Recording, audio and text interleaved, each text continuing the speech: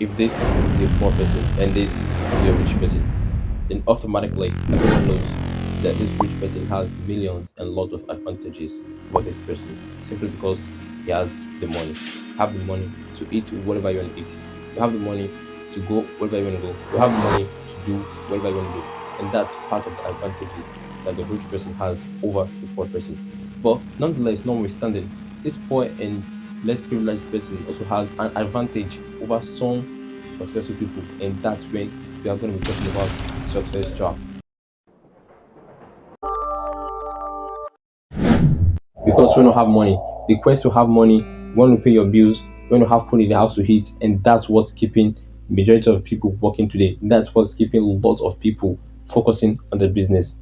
And the quest to become successful in the business is what a lot of people are seeking, forgetting that success in your business also has a trap that is being laid ahead for lots of people who are unaware of it. Even though not all successful people fall victim of the trap, just few people fall victim of the trap, which I call the success trap. But before we dive into what the success trap actually is, let's talk about kinds of businesses and what success means in each type of business. For some people, for some entrepreneurs, success simply means you have to work harder. Your success is directly linked or proportional to your time. If you want to be successful in business, you have to work harder, spend much time at office, spend a lot of time at your job to become very successful in those kind of businesses. And other hand, some other type of businesses, your success is not linked or directly proportional to the time you spend at work. This type of business, all you have to do is just to expand the system of the business and hire more people to work for you. This kind of business, your success is not linked to your time. Now, what I call success trap is the trap of time, and not all successful people fall victim of this. It's the first category of business people which I define that fall victim of this.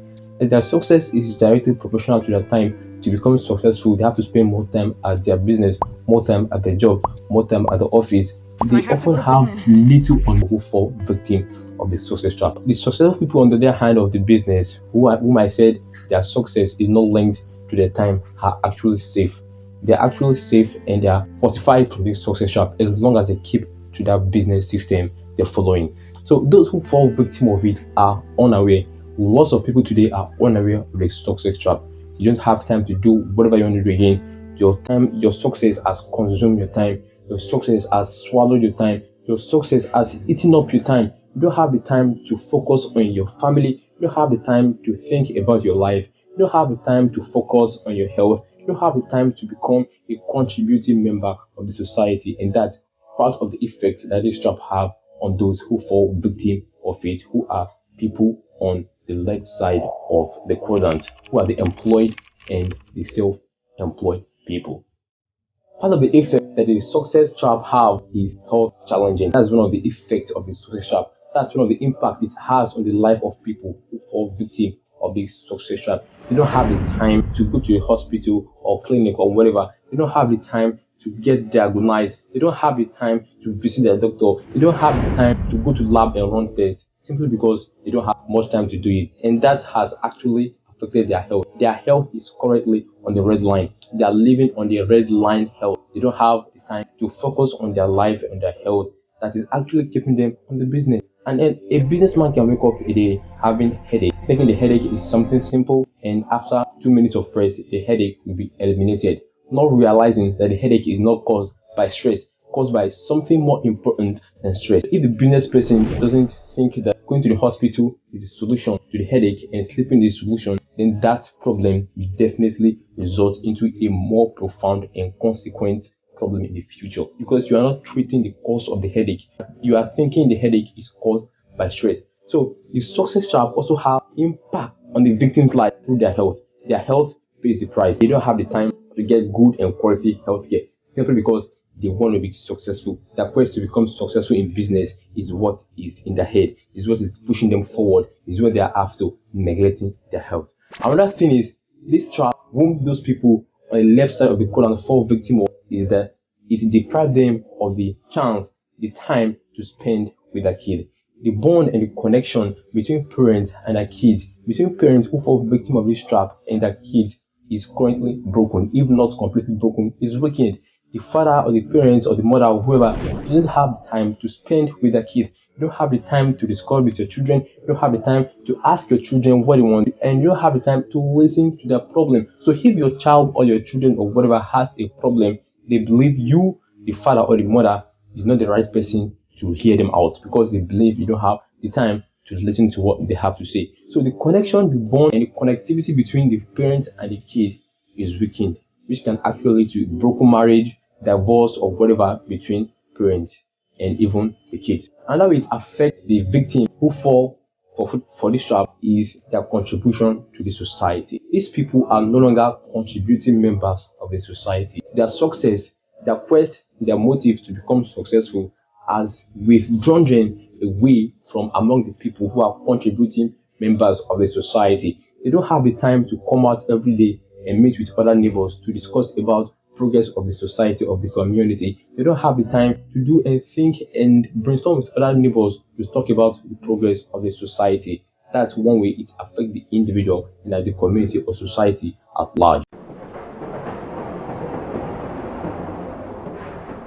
As lots of people are beginning to realize the success trap that has been laid ahead for lots and millions of people into the future. Lots of people have been seeking ways, have been looking for ways, have been searching for opportunities, have been looking for solutions on how to avoid or escape the success trap that has been laid ahead into the future for lots of successful people. Actually, ultimately, the smartest way to avoid the success trap is to move from the left side of the quadrant into the right side of the quadrant, because the right side of the cash flow quadrant is where pure financial freedom is where financial security is. That's where you can remain, that's where you can be, and you don't have to work any longer. You don't have to stretch yourself about money. You don't have to start thinking early money about your income, because the income or the money just keep rolling recurrently by itself. Being on the right side of the quadrant, of the cash flow quadrant, is the best way and is the ultimate way to avoid this trap. Being on the right side, either you're a business owner or you're an investor, that's the best and ultimate way to avoid this success trap. But some people also who don't have the advantage of moving to the right side of the quadrant and who want to remain on the left side of the quadrant, who are the employees and the self-employed, who are also looking for means to avoid this trap that has been laid ahead for future. One of the smartest and best strategy to adopt is to remain at one position at your job. Just maintain one steady position, one steady level at the job. Even though that may seem challenging and not interesting, a lot of people want raise, a lot of people want benefit, a lot of people want to be promoted at their business. That's what most people on the left side, the E and the S, want when it comes to business. And these people are actually the people also who don't realize that by seeking promotion, by seeking raise, and by looking for greater benefit in their job or business, also fall victim of another trap, which is called the money trap.